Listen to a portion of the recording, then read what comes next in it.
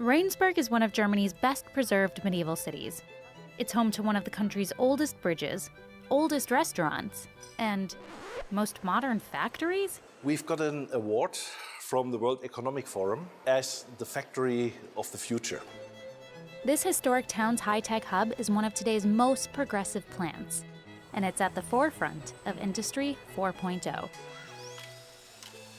Over 100 years ago, an American industrialist forever changed how the world works. Literally. Henry Ford cut the time needed to build cars in half with the industry's first moving assembly line in 1913. And the way we make things has been evolving ever since. The next generation of manufacturing won't just take place on the factory floor. It'll also happen on computers and in the cloud. The smart factory is a smart way of using new technologies, new ideas to get the innovations on the next level. Smart factories are often fully connected facilities where employees harness an endless supply of data to streamline production. These plants could add at least $1.5 trillion to the global economy in the next 3 years.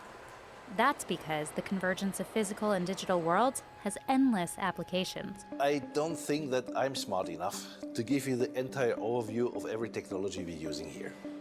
In a factory with more than 3,000 connected machines, it's no wonder Frank has a hard time remembering each innovation.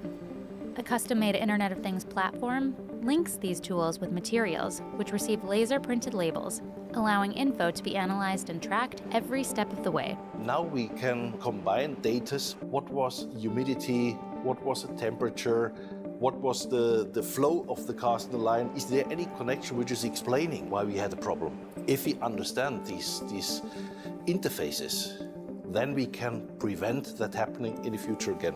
Predictive maintenance is just one way employees capitalize on connectivity. Assembly line teams wear smartwatches and gloves that help customize cars quicker, and autonomous vehicles streamline logistics by delivering parts.